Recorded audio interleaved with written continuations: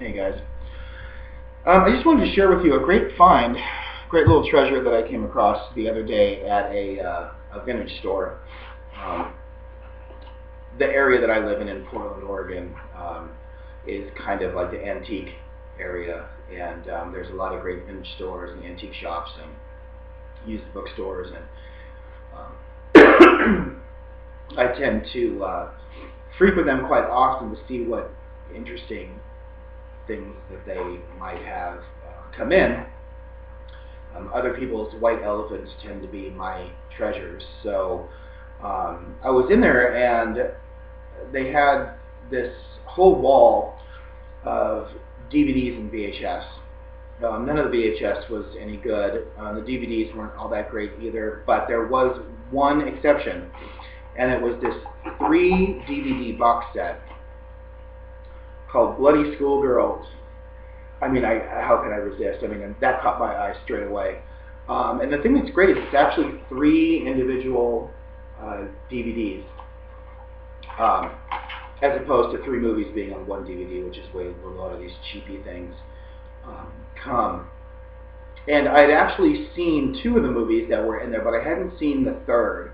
Although I had heard about it, obviously, over the years. And never anything good, so my expectations aren't high.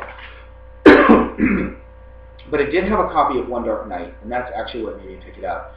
One Dark Night is a movie that came out in the early 80s, I believe it was around 82, starring a very young Meg Tilly, who gets locked up by her friends in a mausoleum on a dare in order for her to get initiated into their cool clique at school. Of course, they sneak in after they lock her in and try to terrorize her, but they in turn get terrorized by a psychic corpse named Raymar, who was just interred there and can move things, including bodies, with his mind, dead bodies. And so he ends up resurrecting all these dead corpses. And they're not like zombies, because they're not alive, they're not talking or moving or walking, they're literally being dragged by the force of his mind. So there's some great shots of like their decaying feet just kind of sliding. Very, very effective, and the makeup effects are incredible. I know a lot of horror fans kind of dismiss this movie because it's a PG movie. It kind of came towards the tail end of the first big slasher cycle, and it's certainly not a slasher.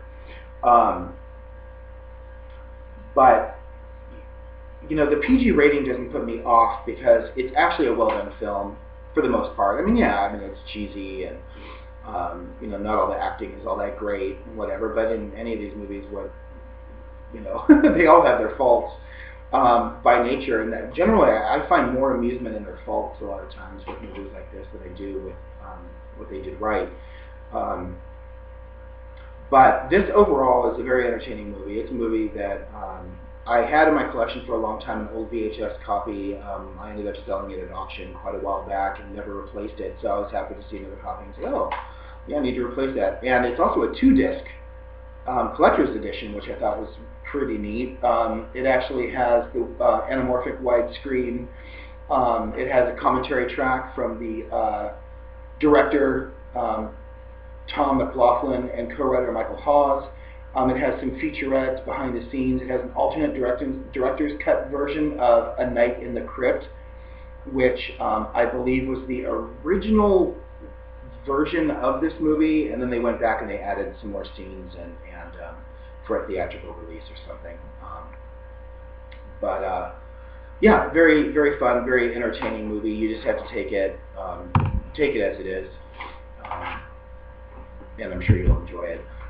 The other one that was in there was Girls' Night Out.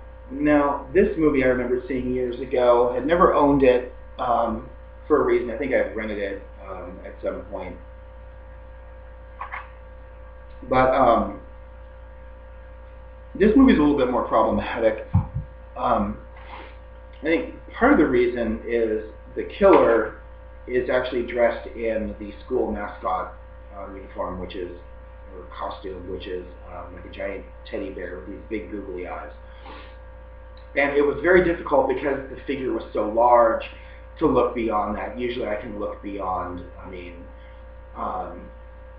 the Prowler, I was able to look beyond, that silly killer garb that he was wearing, the military weird garb, and even My Bloody Valentine with the miner's mask and everything, which I actually thought was kind of clever and creepy.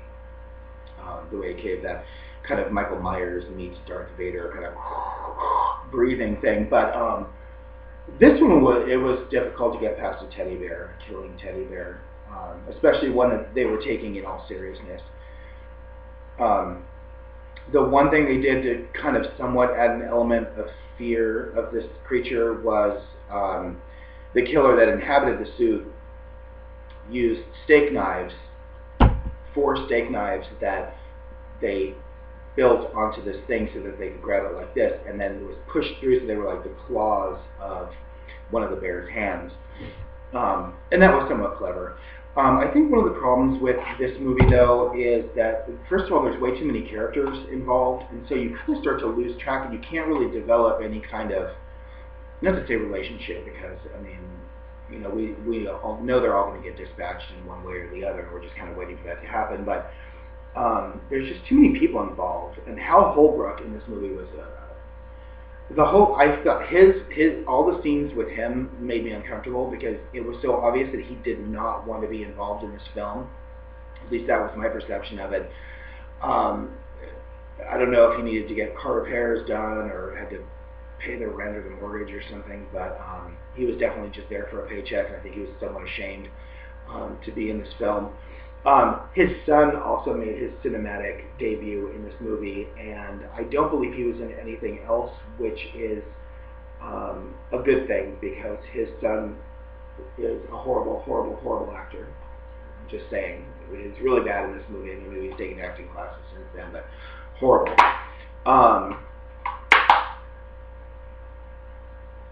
Maybe in a few years I'll watch this again. But I wouldn't watch this again unless it was with friends and lots of beer or wine and popcorn and friends to make fun of this movie while it's happening. I didn't hate it. I didn't love it. It's just one of those that I'll keep in my collection, but yeah. Now, being a little less kind is the third movie in this trilogy, Blood Sisters. This movie is atrocious. Their hazing was a night to dismember. The one saving grace with this disc is that it has running commentary by Joe Bob Briggs, so it's kind of like watching Mystery Science Theater. And Joe Bob Briggs, I love him. I think he's a great, hilarious guy. And he truly loves the genre, and so when he can actually make fun of a movie along with it, you tend to agree with everything that he's saying. This movie was directed by Roberta Findlay, who was notorious for her and her husband would crank out a lot of the early or late 70s roughies, softcore porn junk, just awful. And then she tried to venture into horror film to just cash in on the craze of the time. I know that she was responsible also for Snuff, that movie Snuff, Primeval, Oracle, and The Tenement.